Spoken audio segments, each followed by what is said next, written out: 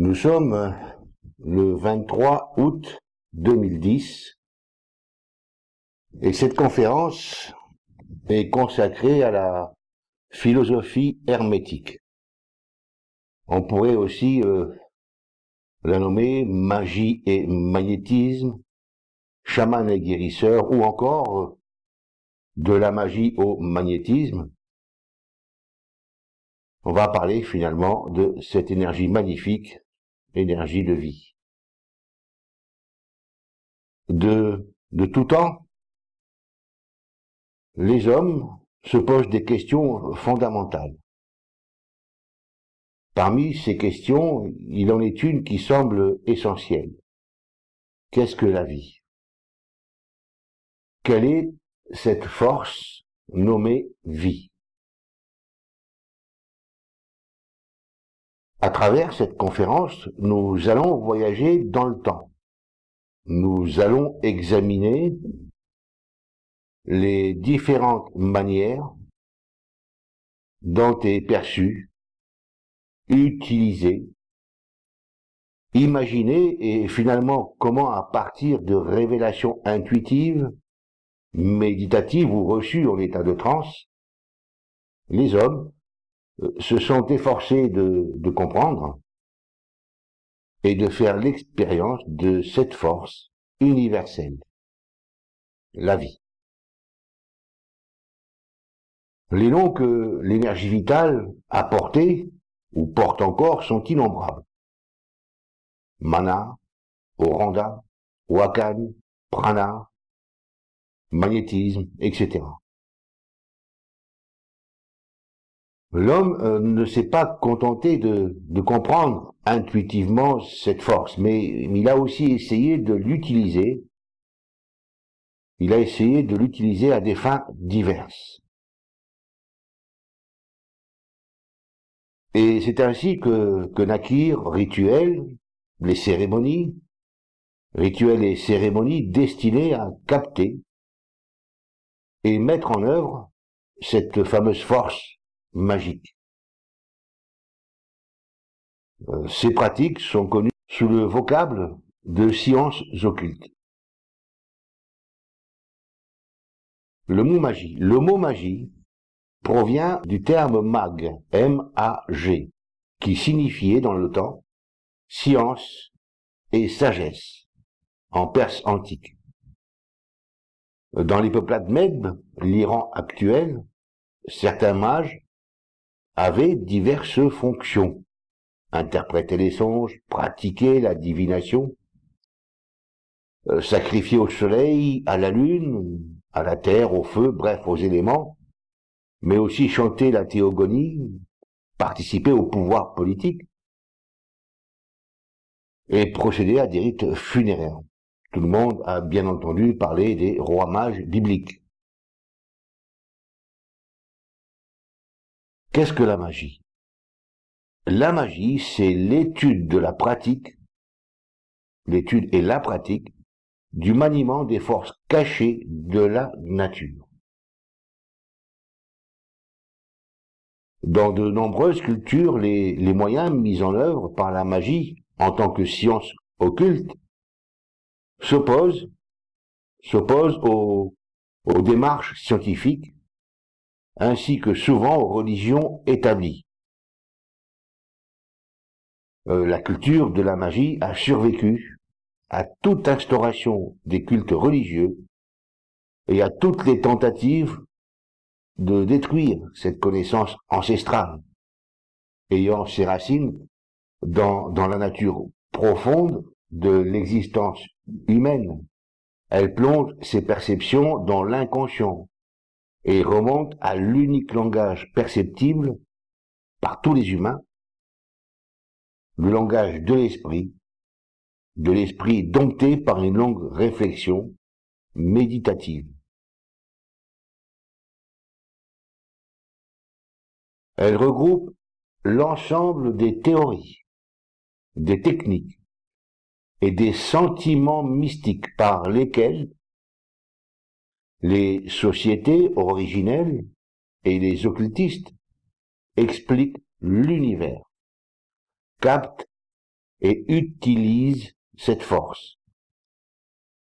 Ces notions déterminent l'attitude intérieure des personnes vis-à-vis de tous ces concepts mystérieux, énergie vitale, magnétisme, force magique, etc.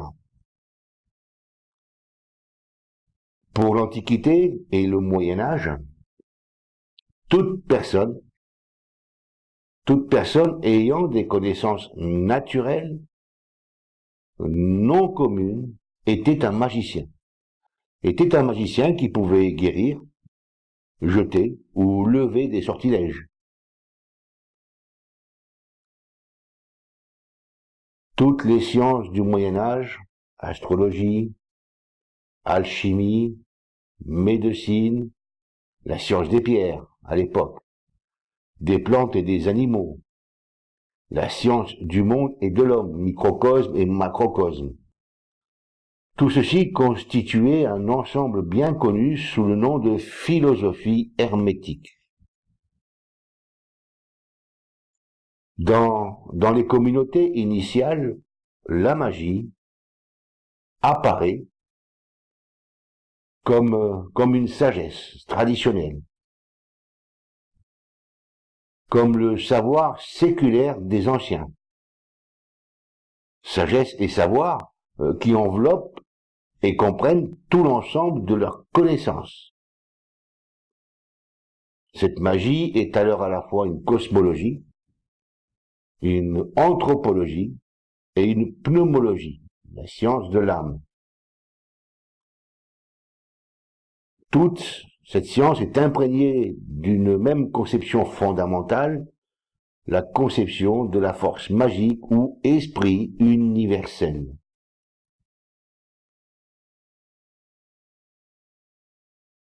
La magie, par comparaison à la science, découle de l'imagination, de l'analogie, de la méditation, de l'intuition.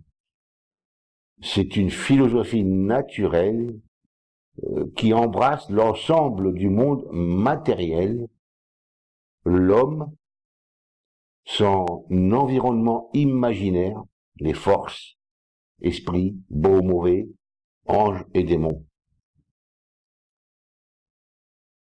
La magie n'est pas seulement une théorie, c'est aussi une application de cette théorie. C'est une application de la connaissance intuitive. La magie, c'est presque, d'ailleurs, exclusivement une technique.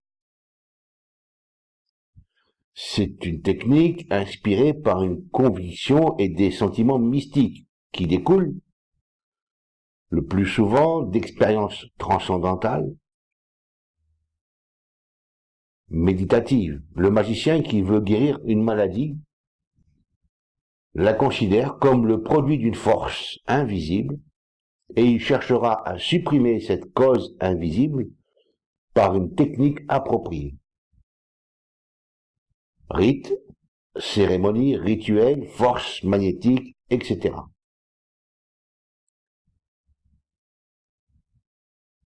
La magie est une connaissance du mystère de tout ce qui est secret, invisible, occulte. Elle se transmet le plus souvent par initiation, par révélation psychique, lors de méditation profonde, en état de transe, chez les chamans par les esprits des plantes, des animaux. Elle s'enseigne oralement, mais aussi au travers de certains rituels. C'est une connaissance du mystère, de ce qui est invisible, occulte. Mais c'est aussi l'éveil spirituel par le rite initiatique, par la sève aussi, qui donne le pouvoir d'action sur les énergies ou les mondes invisibles. Ces révélations, qu'elles soient divines, transcendantales ou initiatiques, impliquent toujours, sans exception, une transmutation, une évolution des personnes ayant été révélées ou initiées. La magie implique un ensemble de sentiments où domine le respect et la ferveur. Par exemple, le chaman a affaire à des forces puissantes, à la fois bienfaisantes et redoutables, dont le caractère bénéfique ou maléfique dépend de l'exécution minutieuse des rites et des observances. Je pense que beaucoup de personnes connaissent la marche sur les braises, par exemple. L'invocation des esprits. Et ceci ne peut se faire sans le sérieux d'une préparation stricte. Le magicien, le chaman, l'occultiste s'adressent aux forces naturelles et aux esprits de la nature, visibles et invisibles. Les anges, par exemple, les esprits des arbres. Et ceux-ci ont vu de fin utilitaire et positive. Il y a aussi une préoccupation d'évolution morale et mystique chez le mage ou l'ésotériste.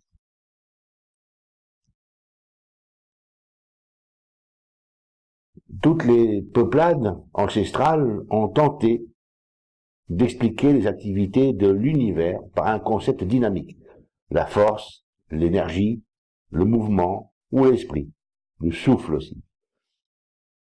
Décrit comme une sorte de fluide, matériel invisible, comme un souffle vivifiant toute chose, étant à l'origine de toute matérialité.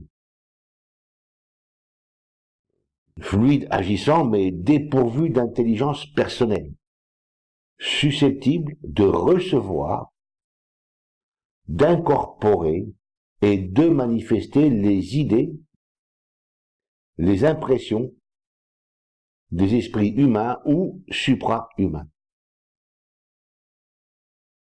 Cette notion est répandue par exemple en Mélanésie, sous le nom de mana. Le mana est présent et réside dans toutes les activités de la nature et dans tous les êtres de l'univers. C'est une force fantomale qui double toutes les forces de l'univers, tant matérielles que spirituelles.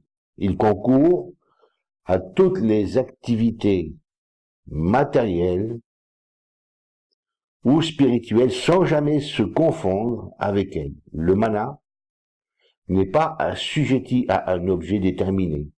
Il peut être incorporé à toute espèce de chose. En Mélanésie, donc, l'action du magicien ou du chaman consiste à utiliser du mana, soit pour en faire profiter autrui ou pour lui-même. Cette notion de mana est aussi développée chez les Papous, la tribu des Caïs. Chaque être, chaque chose a une substance spirituelle qui le pénètre et l'emplit. Les facultés ou propriétés d'une chose sont celles de son mana. Cette même force se nommait Asina, et se nomme toujours d'ailleurs Asina chez les Malgaches. En Amérique du Nord, dans la grande famille des Sioux, cette même notion se retrouve sous le nom de Wakan. Chez les Dakota, le Wakanda est une puissance impersonnelle, c'est un pouvoir qui circule à travers toutes choses, les astres, les éléments, les hommes. Il est le principe de tout ce qui se meut, de tout ce qui vit. Chez les Omaha, il existe des totems de toutes sortes, individuels et collectifs. Or, les totems, qu'ils soient individuels ou collectifs, sont des condensations du Wakan, de l'énergie magique, l'énergie vitale etc. Les individus ou la collectivité peuvent puiser le wakan dont ils ont besoin dans leur totem, mais en procédant à des rites particuliers, faute de quoi ils s'exposent à une surcharge énergétique pouvant être très dangereuse pour eux. Il existe chez les Omaha un rituel particulier qui consiste à présenter à l'univers les enfants. Ces cérémonies initiatiques ont pour sens général de mettre l'enfant en relation avec tous les êtres de l'univers. Tous les êtres de l'univers où se manifeste le Wakanda. Chaque Omaha peut, par exemple, grâce à des pratiques particulières, découvrir un objet, un animal où réside le Wakanda afin de se l'approprier. Pour ce faire, il s'isole, il jeûne, il psalmodie des incantations jusqu'à ce qu'il rentre en transe ou en extase. Et alors lui apparaît l'objet ou l'animal avec qui son Wakanda sera en cohérence, en empathie. C'est un trait d'union qui relie sa vie à celle de son jumeau en Wakanda. Nous retrouvons exactement la même chose en Occident. À la naissance d'un enfant, un arbre était planté et cet arbre, l'arbre et l'enfant étaient liés à vie par leur énergie particulière. Si, durant l'absence de l'enfant ayant grandi, l'arbre dépérissait, cela signifiait que la personne liée à cet arbre dépérissait aussi. Nous retrouvons la même notion chez les Iroquois et les Hurons. L'Oranda joue le même rôle que le Wakan des Sioux ou le Wakanda des Omaha. C'est une puissance mystérieuse, conçue comme inhérente à tous les corps. Rochers, eau, plantes, arbres, animaux, hommes, etc.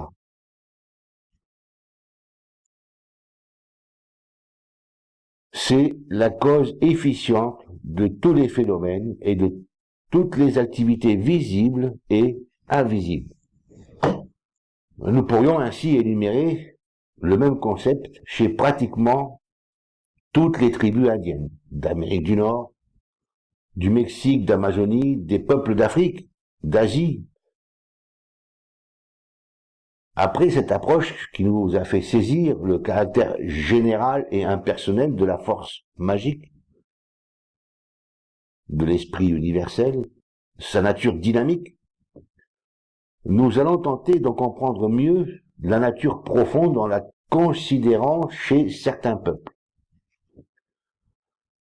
La force magique est essentiellement neutre. C'est une puissance tantôt utile ou nuisible,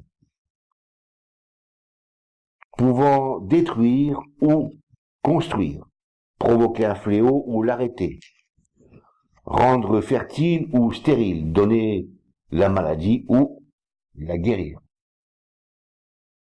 Toutefois, cette neutralité donne un libre arbitre au magicien, à l'officiant, à l'homme médecine. Il peut orienter la force pour une finalité nuisible ou bénéfique. D'ailleurs, il n'y a pas que le magicien qui puisse caractériser, déterminer l'orientation et la finalité de la force magique. Il suffit qu'elle passe en certains êtres ou éléments pour devenir favorable ou nuisible. La force peut se répandre à partir des arbres et recharger avantageusement un être vivant ou un objet.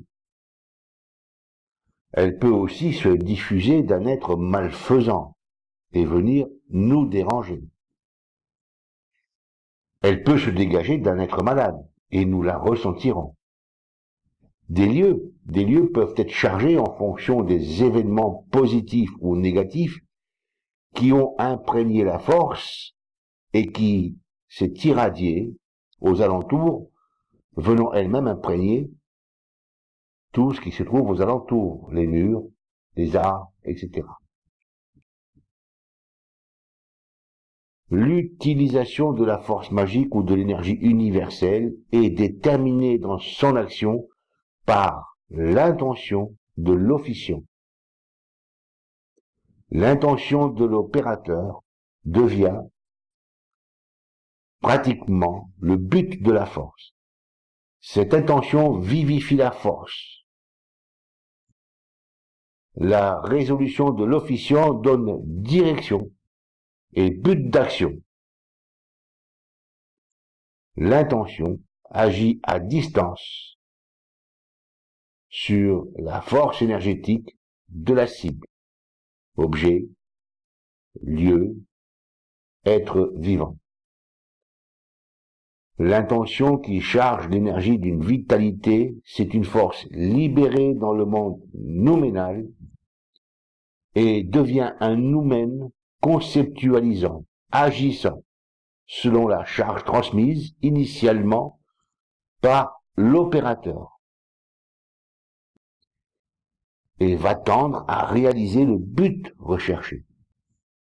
C'est ainsi que des objets chargés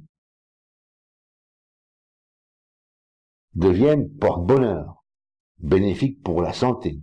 Ils irradient de la chance, des énergies protectrices, bienfaisantes. Par ailleurs, il faut savoir que dans l'Antiquité, les objets et les parures que portaient les personnes avaient toujours un sens magique. Une maison ne se construisait qu'en fonction du lieu bienfaisant, et les matériaux étaient consacrés. C'était la même chose pour les habits réservés aux rituels. Dans nos religions actuelles, judaïsme et chrétienne, la notion de puissance mystique, impersonnelle, a pratiquement disparu, ou c'est tellement subordonné à celle de force individuelle, ou de puissance individuelle, qu'elle a perdu en grande partie son caractère original, initial, l'impersonnalité. Un exemple, la grâce. La grâce qui est une force divine, une force magique divine. C'est un écoulement de cette force divine dans l'homme. Et être en état de grâce, c'est avoir de la force divine en soi. Mais c'est de la force divine personnalisée, individualisée. Alors que pour l'initial mystique, la magie mystique, l'homme se fond dans le divin inconcevable, individuel et impersonnel. De même que les reliques. Les reliques religieuses sont supposées détenir une puissance liée à leur possesseur d'origine. C'est, qu'on le veuille ou non, un transfert magique, un pentacle. Les fidèles lui accordent le pouvoir sacré religieux, une puissance magique bénéfique. Ces reliques sont étroitement attachées aux saints et aux théologiens du culte, à qui appartenaient ces choses. Nous voyons donc que, quels que soient les dogmes ou rites, les bases du mystère restent toujours les mêmes et ne changent que par les noms qu'ils portent, mais pas dans le sens qu'ils véhiculent. Revenons à cette notion d'énergie magique universelle. Chez les animistes, le thinking, c'est la cause de tout dans l'univers. C'est un fluide qui participe à la matérialité des choses et à l'immatérialité de l'esprit. C'est l'âme de l'univers, principe de la chaleur et de la lumière, du vent et de la pluie. C'est aussi la santé, la force et la vie chez les vivants. La métaphysique confucéiste avec le Tao véhicule exactement les mêmes principe. Au risque de me répéter, la notion de force magique est au début une énergie neutre, diffuse et continue, une sorte d'éther impersonnel, mais susceptible de s'incorporer, d'intégrer les pensées, les volontés, les actes et actions pour les refléter d'abord et pour les réaliser ensuite. C'est une force neutre à l'origine. Cette force neutre à l'origine se différencie aussi par les milieux qu'elle traverse, par les intentions qui déterminent sa finalité d'action.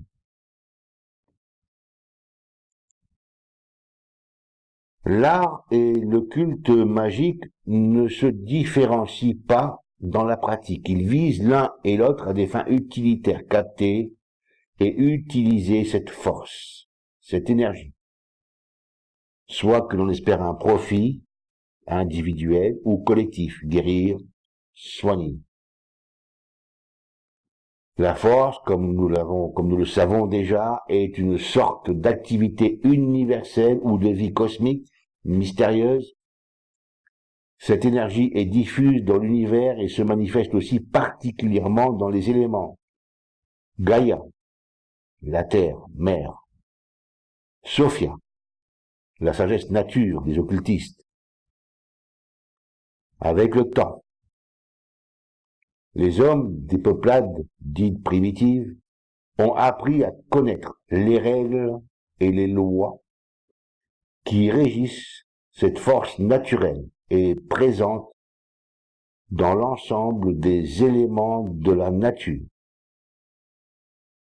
Ces hommes ont réglé leur vie quotidienne sur ces lois et sur ces règles qui se manifestent au travers des éléments terrestres et que nous retrouvons dans le corps humain parce que le corps humain est composé des mêmes éléments que la Terre. Cette force prend l'information des éléments qu'elle traverse ou habite et amplifie ou minimise l'expression de ces éléments. Vent, eau, pluie, tempête, etc. Cette force est bonne lorsque nous sommes en harmonie avec elle et peut être nuisible dans le cas inverse. Il en résulte destruction, catastrophes naturelles dans la nature, dérèglements et maladies chez les êtres vivants, et dans le cas d'harmonie, bien-être, sérénité, paix entre les peuples et santé, bonne récolte. Les prières ou rites religieux actuels ne dérogent pas à ces rites ancestraux qui ont précédé nos dogmes actuels pour atteindre les mêmes buts. Pour s'approprier au rang de la force favorable, il est important de se conformer aux règles. Alors les hommes, sous les directives des chamans, des mages, des magiciens, des prêtres, qui eux-mêmes, sous l'effet de l'ascétisme, de l'abstinence, de la pratique des vertus, des méditations, de prières ou de produits naturels absorbés, ainsi que par des danses, des chants, provoquant des transes ou états secondaires ou états encore modifiés de conscience, peuvent comprendre et entrer en contact avec cette force sous ses diverses formes et sous ses diverses expressions. Ces hommes ont appris les rites, ont construit et monté des rites, mis en place des cérémonies, règles et usages, activent la force dans ses diverses manifestations, dans une harmonie qui maintient une continuité et une stabilité cohérente. Ces connaissances ancestrales, traditionnelles, se transmettent ensuite, par voie orale, des anciens, à ceux qui, préparés, peuvent prendre la relève et garder la mémoire de la tribu, du clan, de la tradition occulte et cachée. L'homme ne se contente pas de puiser la force magique dans les éléments. Il peut l'emprunter à certains êtres déterminés, esprits, anges, arbres, minéraux, avec lesquels il entretient des rapports de respect, d'échange.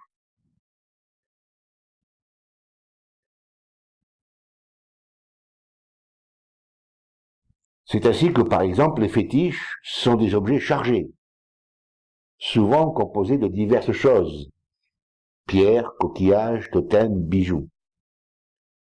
Les totems sont une source de force magique. Il y a une parenté entre le clan et le totem. Le totem peut être une plante, un animal. Il est considéré comme un accumulateur de force magique. Et c'est une source rayonnante de cette même force. C'est un médiateur de la force magique.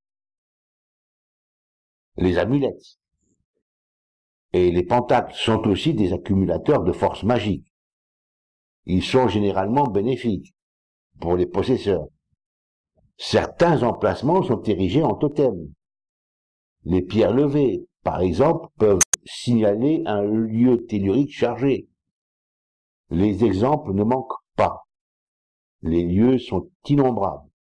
Mais le principe reste toujours le même. Capter et utiliser la force magique qui anime tout ce qui existe sur l'ensemble des plans d'existence. L'homme lui-même, lorsqu'il a pratiqué, lorsqu'il a été soumis à un entraînement approprié, particulier, peut devenir un réceptacle conscient de la force et rayonner cette force, volontairement. Les sorciers, les guérisseurs, à l'époque les rois, étaient des sources de force magique. Leur capacité dépendait en partie de leur aptitude naturelle ou héréditaire. Mais plus elles ont été développées et confirmées par des cérémonies initiatiques ou des formations particulières, plus la capacité de rayonner augmente.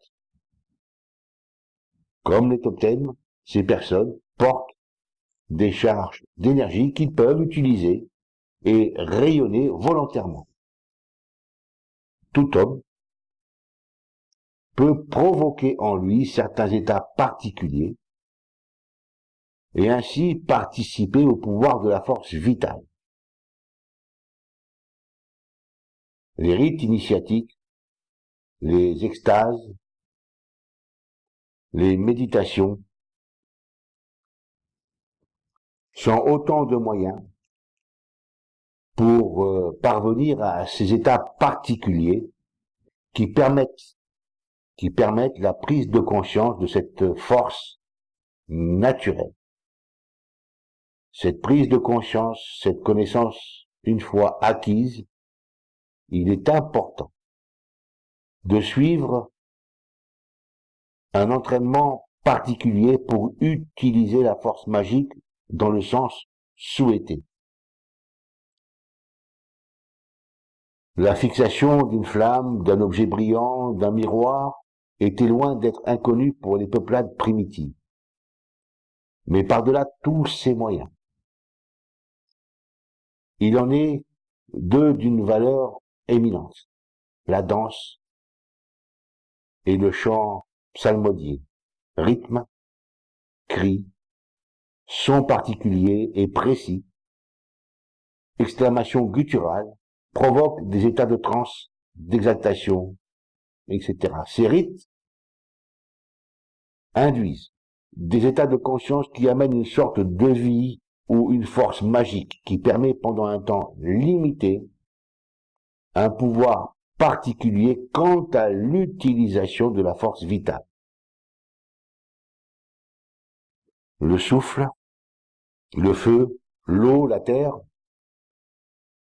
sont autant d'éléments qui contiennent la force magique et que l'homme détient, car il est lui aussi formé de ces éléments.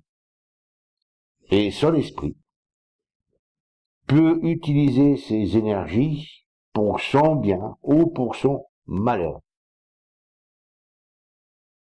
Les quatre éléments ont leur quintessence dans la force magique ou force universelle. Cette quintessence, c'est l'éther ou l'esprit des stoïciens. L'expression de cette force magique se manifeste dans le mouvement, la vie, les existences et l'existence générale. Et sans cette force, pas de mouvement, pas d'existence, pas de conscience. C'est le pouvoir créateur dans sa pureté éthérique. Le son, le mouvement, la lumière et le regard, le souffle, l'essence, expriment la force vitale magique et manifestent son existence.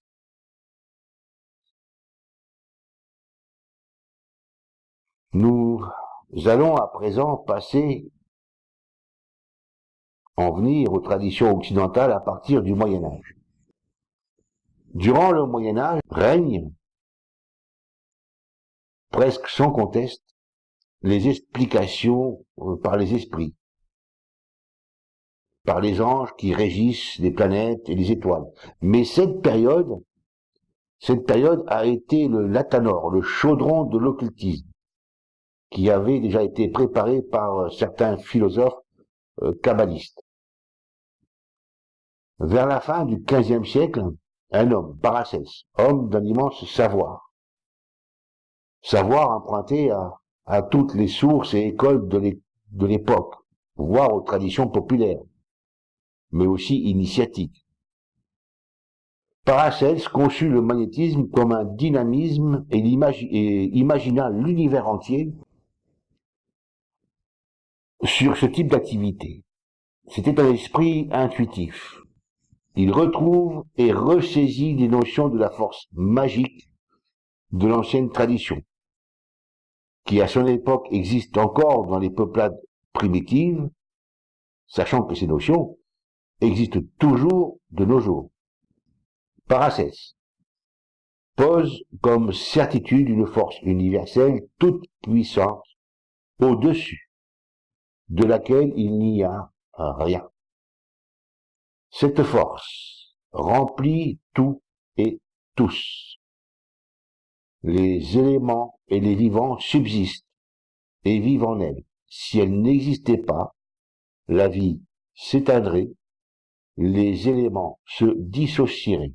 Paracelse nomme cette force le manial. Parfois, il la désigne par un M majuscule. Le manial se manifeste surtout dans les êtres vivants et dans l'homme. Mais tout ce qui existe dans la nature a un esprit vital, le manial, une part de manial, que ce soit les êtres vivants ou les choses inertes. Tout possède une part de manial. C'est une cosmologie dynamiste. Tout être contient un esprit vital que l'on peut extraire par diverses opérations de la chimie. L'esprit du minéral, de la plante ou de l'animal contient la vie, les propriétés vitales de l'être dont on l'a extrait. C'est la quintessence idéalement active puisqu'elle condense le manial de l'objet ou de l'être de qui elle a été extraite. C'est l'essence même de l'homéopathie de nos jours. Selon Paracelse, même les minéraux sont pourvus de manial. Dans l'homme et les animaux, il faut distinguer deux parties. La partie spirituelle et la partie corporelle. La partie spirituelle est constituée presque exclusivement par le manial. Par le manial qu'elle tient des planètes. Elle se répand sous l'aspect d'une force ou d'un fluide. Par exemple, chaque espèce d'être vivant possède un esprit d'espèce qui s'individualise. C'est l'individuation ou particularisation du manial.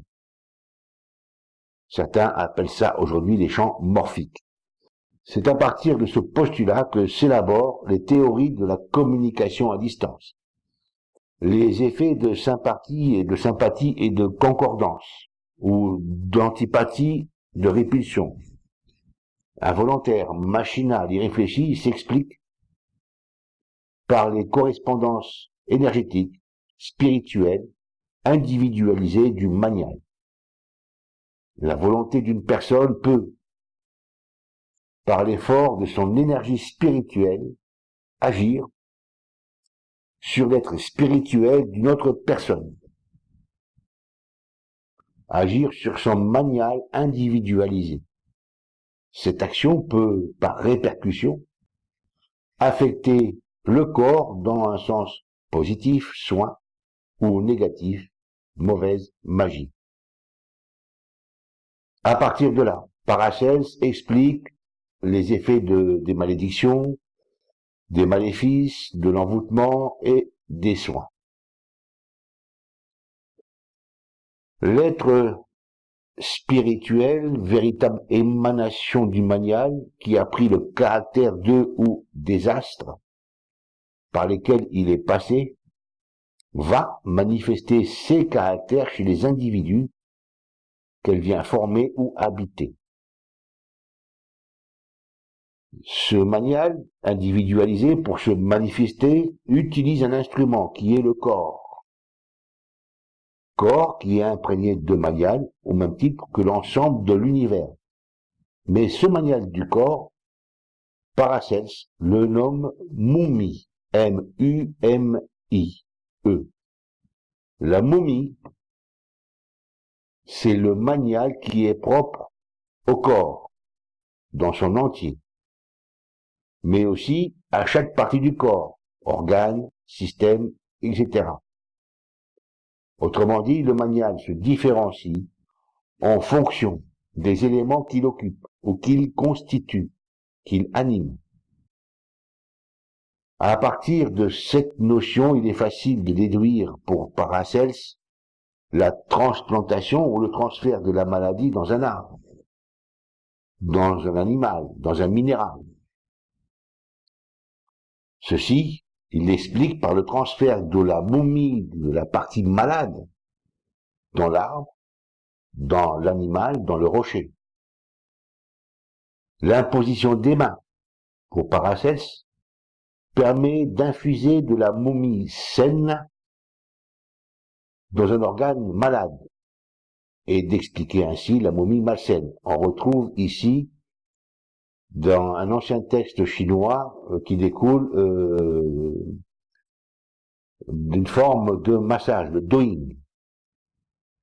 Selon Paracels, ceci explique les actes d'iroration, pratique dans laquelle on arrosait les plantes ou une plante avec les liquides provenant d'un malade. On transférait la maladie dans la plante. Toutes les traditions ancestrales des peuples dits primitifs, aux peuples d'Asie, d'Arabie, que ce soit Avicenne, Lao Tse, Thalès, ou bien d'autres hommes dans l'ombre des forêts ou sous le soleil des déserts, ont de tout temps pratiqué ou expliqué la magie ancestrale, sous divers noms, mais avec les mêmes attributs. À partir de Paracels, l'occultisme européen avait trouvé son maître. Depuis lors, tous ceux qui en Europe ont prétendu au titre de maître en magie, ou en sciences, ou est-ce sciences occultes, se sont pratiquement toujours inspirés de cet esprit hors du commun, qui a su synthétiser un ensemble disparate de théories et de pratiques dans le temps et l'espace. C'était un esprit rebelle et mystique,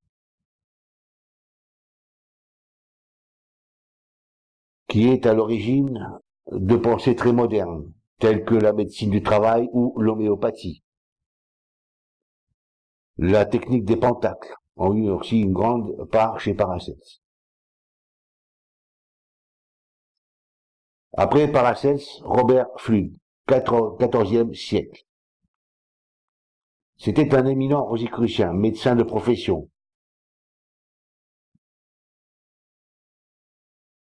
Pour Robert Fludd, l'homme a ses pôles, comme la Terre. Pour que son magnétisme se manifeste, il faut que le corps soit dans une position convenable.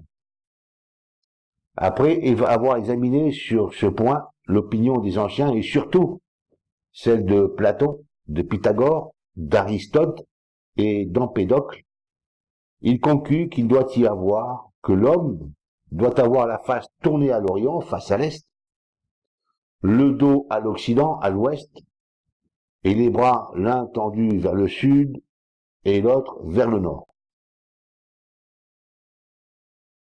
En finalité, le spiritus ou le magnétisme de Robert Fludd ne sont rien d'autre que le manial de Paracelse, qui, lui aussi, admettait une double polarité de tous les êtres. Après Fludd, Athanas Kircher, XVe siècle. C'était un jésuite allemand.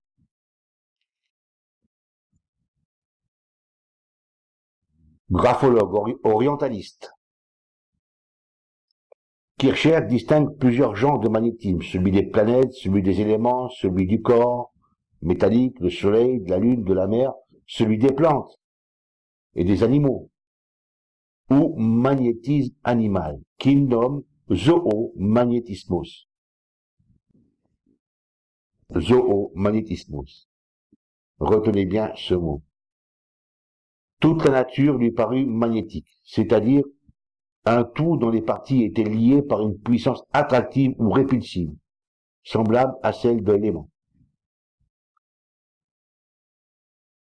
Virding, XVIe siècle, professeur de médecine.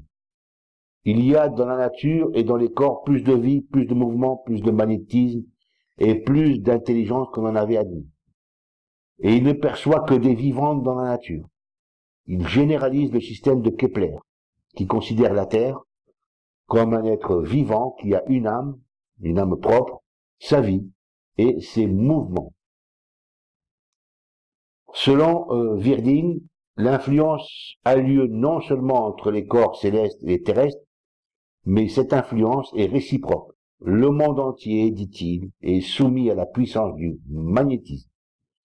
C'est par le magnétisme que s'opèrent tous les changements. La vie se conserve par le magnétisme et tout périt par le magnétisme. Notre auteur traite aussi de la sympathie entre le sang et l'esprit de ce dernier, qui contient l'état de santé du malade, ainsi que la possibilité de percevoir dans l'esprit de l'urine l'état de santé d'un corps. Il traite aussi des baguettes divinatoires, faites de différents bois, et des sympathies entre ces dernières et les métaux. Celle du coudrier, par exemple, a de la sympathie pour l'argent.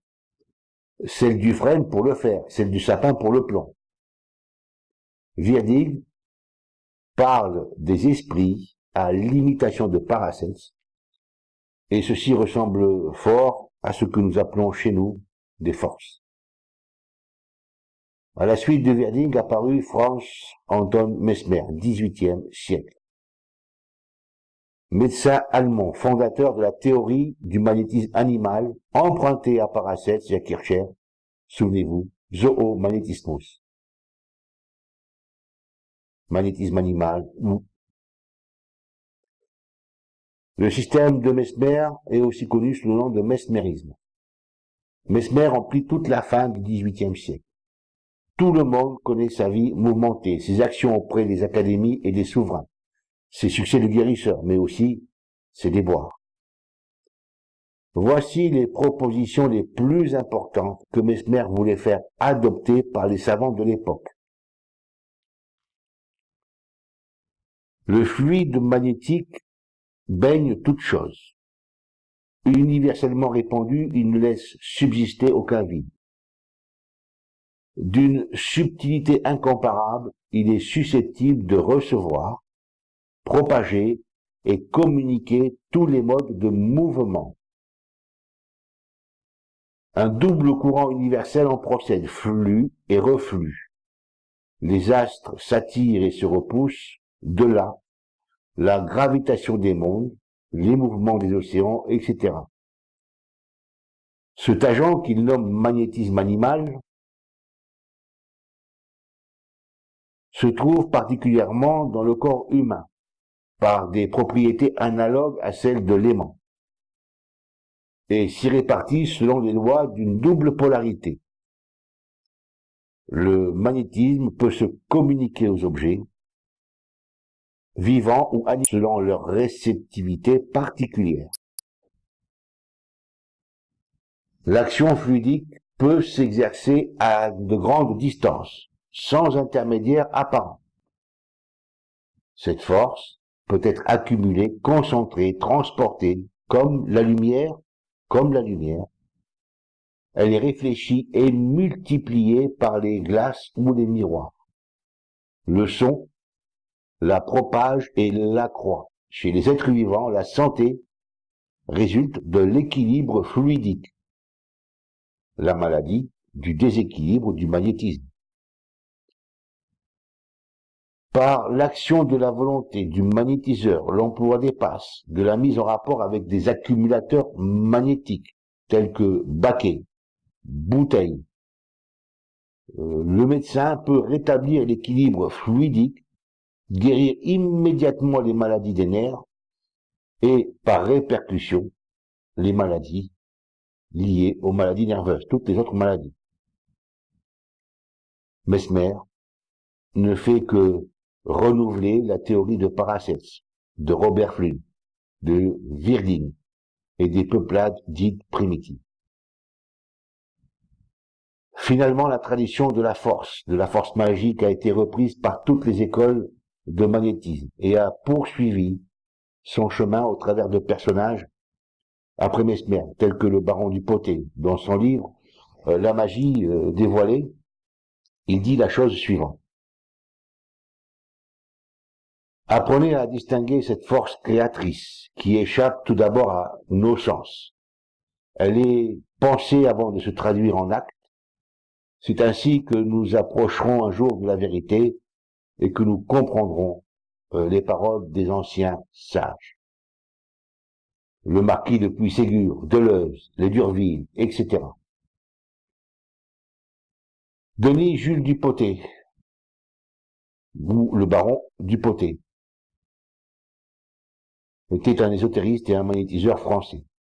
Cahagnier, Louis-Alphonse Cahagnier, XVIIe siècle, a publié un nombre considérable d'ouvrages sur l'âme dans ses rapports avec l'univers, par le somnambulisme, les états modifiés de conscience, et l'extase, sur le magnétisme, sur les révélations médicales philosophiques et nécromantiques. Tous ces personnages ont jalonné la voie et véhiculé la tradition magique. D'où sont sorties nos écoles de magnétiseurs et de nos occultistes. Les magnétiseurs ont de tout temps été préoccupés de pratiques et de traitements, soigner, aider et comprendre.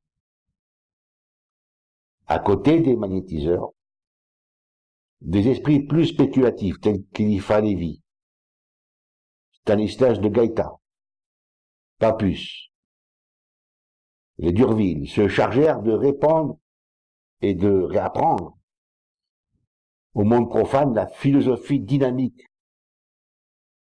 de Fludd, de Paracelse. Eliphas Lévy, de son vrai nom l'abbé Constant, disait, il existe un fluide, une force que l'on pourrait appeler en quelque manière l'imagination de la nature. Par cette force, tout appareil nerveux communique secrètement ensemble. De là viennent sympathie et antipathie.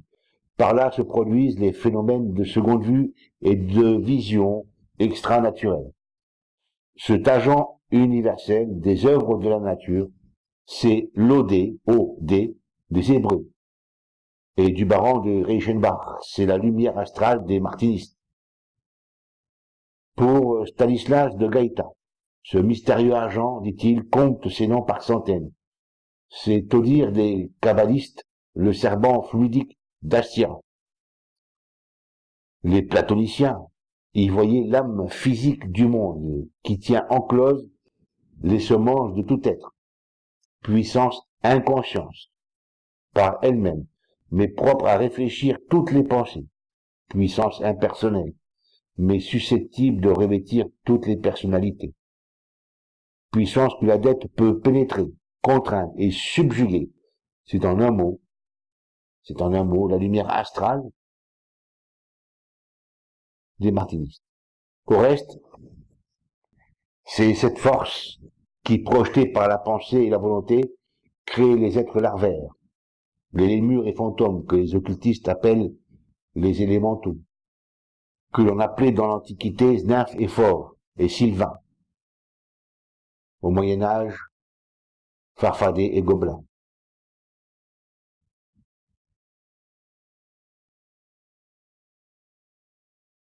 Les occultistes de toutes les écoles, de Paracels à Eliphas Lévi, en passant par Mesmer, Dupotet, puis Ségur, etc., acceptent l'existence d'une force universelle dont le magnétisme animal en est une manifestation éclatante et démonstrative.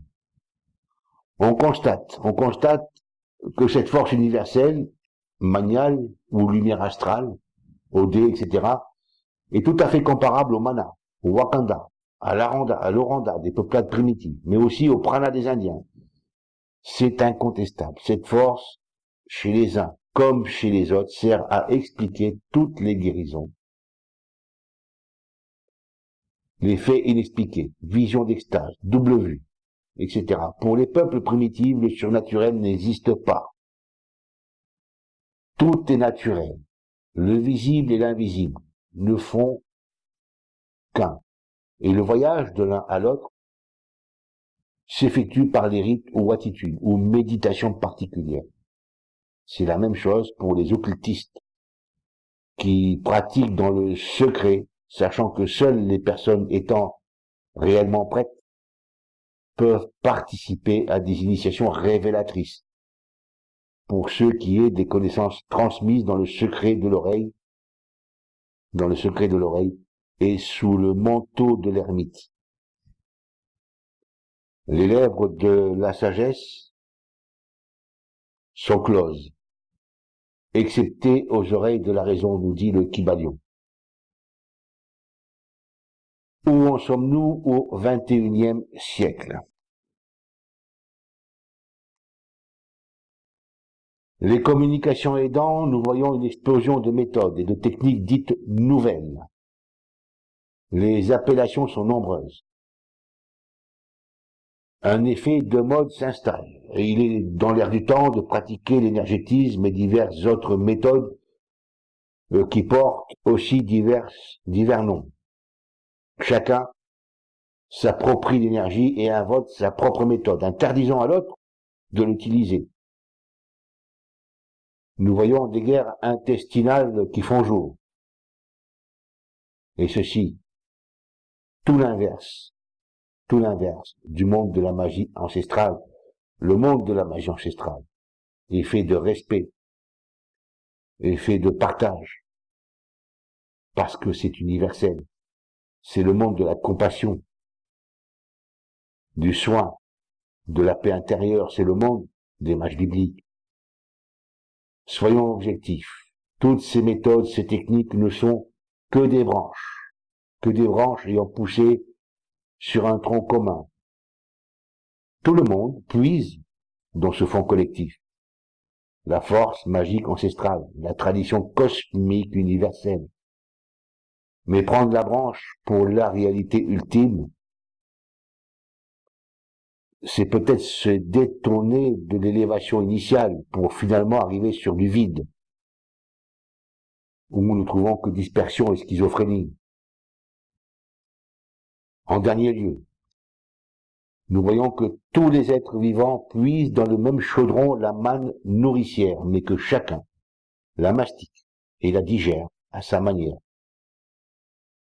Nous voyons même aujourd'hui certains chercheurs aller en Amazonie, en Afrique, à Madagascar, dans les îles, chez les peuplades qualifiées de primitives et qui hier encore étaient ignorantes et sauvages. Nos chercheurs qui, avides de savoir, vont chercher, disais-je, des solutions médicamenteuses, des connaissances qui portent à la paix de l'âme, de l'esprit, mais qui ne peuvent le faire qu'à travers un savoir-faire ancestral, ne demandant aucune technique matérielle, mais seulement le plus bel outil de l'homme, le seul moyen capable d'investir tous les plans d'existence, visibles et invisibles, le seul pouvant utiliser, diriger, informer l'énergie fondamentale, l'énergie magique de nos ancêtres, toujours présent, l'esprit humain. Comment trouver à l'extérieur ce qui est le fondement de la vie en nous-mêmes? Comment parcourir ce chemin intérieur qui mène à la seule vérité absolue, celle qui est inscrite dans nos êtres profonds? Là se trouve le Wakanda, la lumière astrale, inscrite dans notre absolu. Il suffit pour cela d'un peu de volonté. Il suffit de s'extirper de la facilité apparente de la vie moderne pour se retrouver dans notre source la plus fondamentale, notre esprit, fait d'esprit universel. Ainsi libre de vivre dans un état d'être pour l'être.